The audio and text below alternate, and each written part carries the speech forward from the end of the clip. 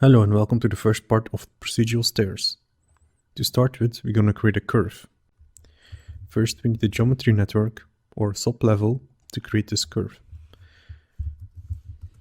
So now we have a curve node. So with this curve node, we can draw a curve in the viewport. Before we can do this, we need to also enable this handler. And now we should be able to then draw a curve like this. Now, I want to have a little bit more structure in my curve, so I'm going to make sure it's a little bit aligned on the grid. So in here, I'm going to enable the snapping option for grid. You can also hold X to get the snapping options if you want to have a quick shortcut for this.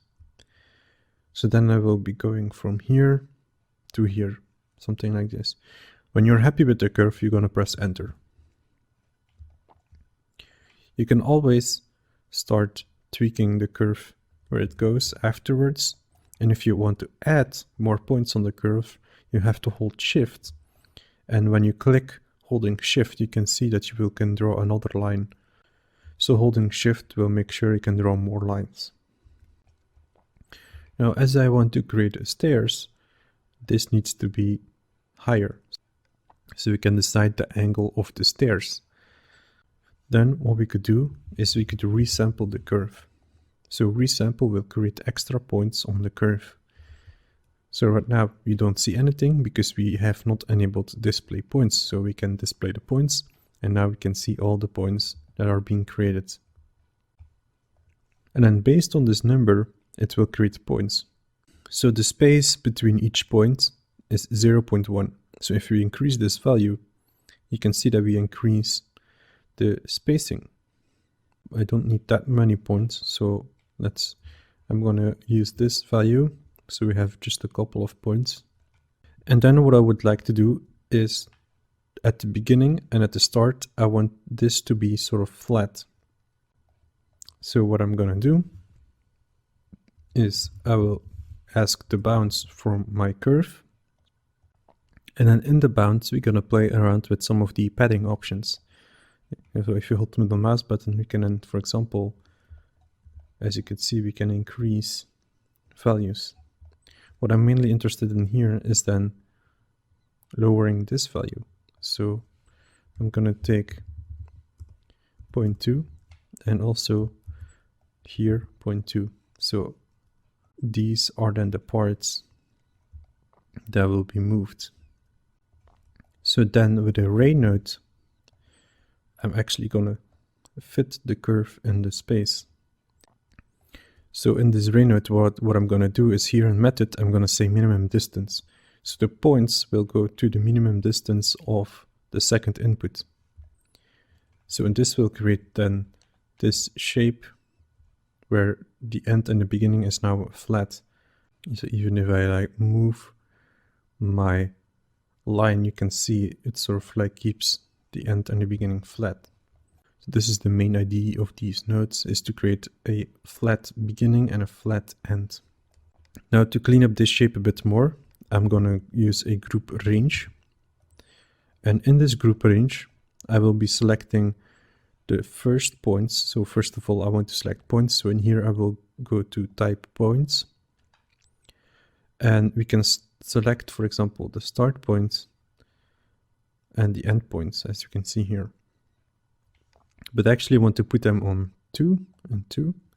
So these 2 points are the ones I actually would like to keep. So with the blast node, I will be deleting these points that are in this group. So we have cleaned up the shape a little bit to make sure that these and these are always perfectly straight connected to each other. Then I want to use the sweep node. And with the sweep node, we can then sweep a shape along this line. So we can use, for example, the built-in features like a tube or square. You can see here. But I'm actually interested in using a custom shape, so I will leave it on second input. So I'm going to make a shape here as input, and I will be using a curve node here as well. So curve, then I will go in here to the front view. And I'm also going to enable grid snapping again, so I have some control in where to start with the lines.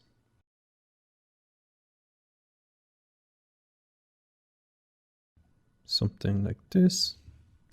And press enter. So I have this shape. We can also close it if you would like to close the shape. And I will also use a symmetry on the shape, so lapse symmetry. And I will be doing in this direction. And we can plug this in the shape here. And we should have then this result. So now it's actually facing in the wrong direction. And let's go here to the construction tab and then move the up vector to the y-axis, of course. So it's always facing in the y-axis. If you're not happy too much with the curve result, we can always adjust it afterwards with an edit node, and we can then tweak it a little bit. The shape isn't what you were looking for. Then we can tweak this shape a bit. What we could also, for example, do here is bevel a certain point. So we can use the poly bevel, and we can use the point feature. So we can go in here in points. Then we can select the points here. Let's say selecting these 3 points, then press enter. Now these points are selected, and then we can start beveling them, as you can see. And then we can do something like this. Make them nice and round. Then I can go here and then press 2 and go in point selection. Then we could select these points. And we could, for example, scale them a bit inwards. Like this. To get some more variation. So notice that there is a small issue here. But don't worry too much about that. Then one more thing I would like to do here as well is to remove the line in the middle. Either we can use here the dissolve flatten edges, which should get rid of the middle line. So when we copy the shape now, there is no line in the middle here as well. So then we have this shape for our stairs. And I think it should actually be more like this. And maybe these should be higher. So we can easily tweak some of these values, and later on I will add a small procedural system here that controls some of these points, so we can also tweak some of the width and the height of these. Then here it might be useful if there is actually a little bevel on these points. So we can also here put a bevel on the points. Make sure you set it to points, and we don't necessarily have to select points. It should work automatically, as you could see. It works automatically without having any specific selections. So it would round off these parts. Then we can put this in here. Then it will have some better transition if you were looking for this. You might have some issues here.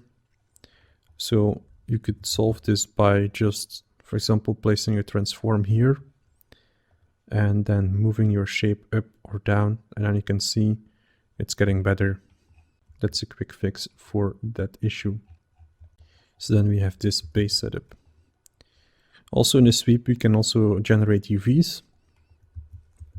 So if you click compute UVs, you have then automatically created UVs for this geometry. Later on I will talk more about UVing and how we could use a trim sheet to use procedural unwrapping on it. But for now, I'm going to focus on the geometry. I would like to close off these endings. So we can go in here in the sweep and then end caps, for example. Like we can do a single polygon. So that is possible. Can also do something like this. So it's a grid shape, and it would try to reconstruct it further. So there are multiple options here to close this gap. But I will actually do another option, because later on when I build my procedural UV system, it will come in better. So I will use a polyfill, and in this polyfill I will set it here as filling mode single polygon, so it only fills single polygons where it needs to be. And I would like to save this information in the group. Then this group can then be used in the bevel, so I can use the poly bevel here again, and I can fill in the patch group. So if you would now increase then the distance, we can see now that we can bevel this part specifically. So then we have a better transition to the ending. So this is then already the first system. We can build in some more tweaks if you want to. Like in here, we could create a system that creates more spacing on these parts. So I will be using a range node again. And we're going to select the beginning and the end of the points. So beginning and end. So we have selected them. You can also invert it if you want to. So begin and end points. Then in a transform, I will be using this information, but I also want to make sure the pivot of my transform is sort of in the middle. If you have been following other tutorials about the sci-fi series, you might know this part. So I built in a node called center, and in here we filled in this piece of code to make sure our pivot is always in the center. So if you use this information, it will automatically store the pivot in the middle. So of course, this is for the x-axis. Then for the y-axis, we have then y. And then for the z-axis, we have then z. So if you fill this in, you have then the correct pivot in the middle. So as you can see, pivot is now in the middle of the line. So we can fill in then my beginning and end group. So if I would change the scale here, we can play around with this scale.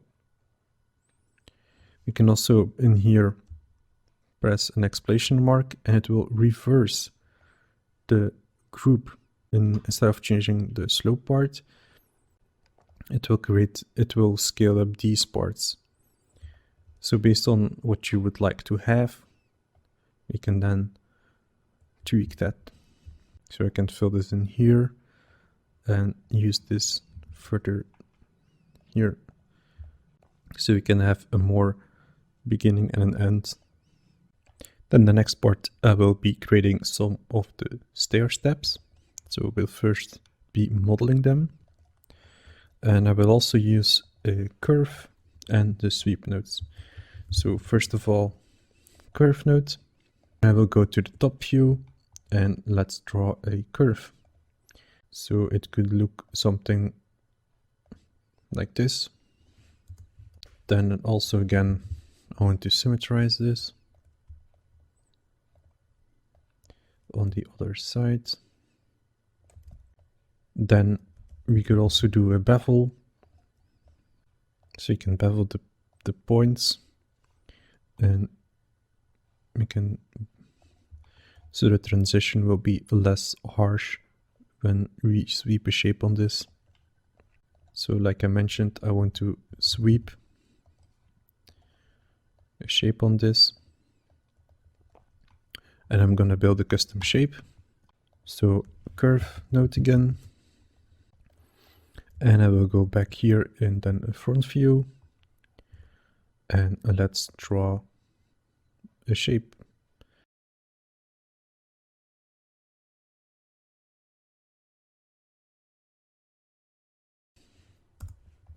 So in my case, it's also automatically closed. Doesn't have to be the same. I might change it afterwards. So I'm gonna place this in the sweep, and then we have a result automatically. And again, we have to go here to construction and set this to the y-axis. So we can see that it swept around. I might place a transform here, so we can tweak the position.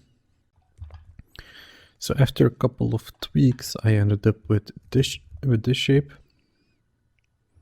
So what I did is I placed an edit here and I fine-tuned the shape a bit more. So we have more spacing in the middle here, and these side ones are smaller.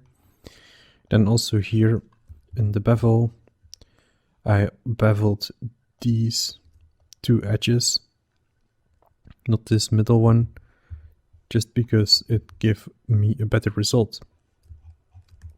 So this is then the result I end up with as one of my steps for the stairs.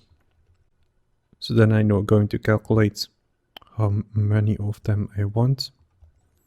So I go back here to my base line, and I'm going to convert this line. And what this is doing is it will convert each line into a primitive. So if you look here, we have one primitive 0. If we convert the line, that means we will have now 3 primitives. So each line between points is now its own primitive. So the primitive I'm actually interested in is called number 1. So we can then use a blast node. We can then fill in group 1 and then revert non-selected. So we have this line. Then what we have to do is resample the line. So we'll create points for us to copy on the model, and I'm going to tweak the resampling amount. So we have enough points, but not too much. And then we can use a copy to points. And let's see how that is doing. So copy to points. So now we have created these stairs then. What's also interesting to know is that in Houdini 18 there is also a copy to curves. So if you have a much more complex curve as input, you might need to use the copy to curves. And also in the copy to curves we can set the up vector to then the y-axis. And how it perfectly follows the curve. So if you were looking for this result, this works way better on curves. So I can definitely recommend this node if you want to copy models on curves. But as we are creating a simple stairs, the copy to points will also do a nice job of just copying this on the curve. So then we can already start merging these results. And now we have our base setup. So it definitely would need some more tweaks. And I will just use a transform. So we can move this forward. So we can move this piece forward. Then let's scale it for now. So then quickly testing the tool. So if I adjust my line, so we can easily see that it adjusts automatically to where I would like to have my stairs. So the system is also built for now for one line. So we could draw more lines, but as you can see, it's not really working with multiple lines. It's specifically built now for this one line to have a simple stairs we can quickly build around the level. Then next part, I'm gonna build a handle for the stairs. And I'm gonna create some more space in here because we also want to have information from the curve. Then I actually want to start from this blast node here, from this straight line. And I want to sweep from this. And I want to use a line as input. And I want to adjust this line. And I want to adjust the line like this. And I want to axis align this. So it's in the middle. And then also here, I'm going to place a transform. And the transform will come in handy if I, for example, want to move it up higher or want to adjust the position where it is. So we can easily, with a transform, fine-tune where I should have my handle. Also with this line, we then control the length. So later on, we will have a global length parameter. So we can decide the length of the total stairs. So now I'm going to eyeball the length. And I think it should be around here. So it's around here on the side. And then I'm going to use an add node. And in this add node, I will be deleting all geometry but keep the points. So now if I enable the points, you should clearly see we have now the 4 points. And if you go to polygon, we can connect these 4 points based on the group here. So now it's just going to connect them based on the numbers. So from 0 to 1, from 1 to 2 and to 3. But I want to go with, for example, you can use groups of endpoints. So we'll connect 0 to 1 and from 2 to 3 and so on. But we can also then use the skip one and then able to skip. So it goes from 0 to 2 instead of 0 to 1. And this is then actually the result that I want to. Because this result I can now use an extrude node on. And instead of using the default extrusion options, I'm gonna use the front transform. So I enable this. And then I can drag this. So I have now created the sidebars for where I want my handle. Then this result, I'm gonna use the convert line here again. And with this convert line, I'm gonna delete some of the primitives. So 0 and 2 needs to be deleted. So blast. So 0 and space 2. So these are now deleted. Then we could already start sweeping this result. So if you use the sweep node, and let's use the round tube, sweep the result as you can see. There's also one problem here is that these parts are not connected anymore, as you can see. So we need to convert these back to one primitive again. So we can use a polypad. And this node will convert everything back to one primitive, as you can see. So we went from multiple primitives to with the polypad with one primitive. So now this should be connected here again. Then to make this a bit more nicer, you're gonna of course bevel these points. So we have a nice round edge there. So make sure it's set to points and then increase. So now we have this nice round handle. So maybe 8 was too much. And we can also play around here with the topology on how much you would like to spend on this edge. So maybe a bit more here. And then merge this here and let's see if this is placed well. And it is definitely placed on the correct position, but maybe the size of it needs to be tweaked. So here in the extrude, I can decide how high it should be. So if you want to have just a low handle, you can place it here. And if you want to then tweak the radius, we can go back here in the sweep node and then start making it a little bit thinner.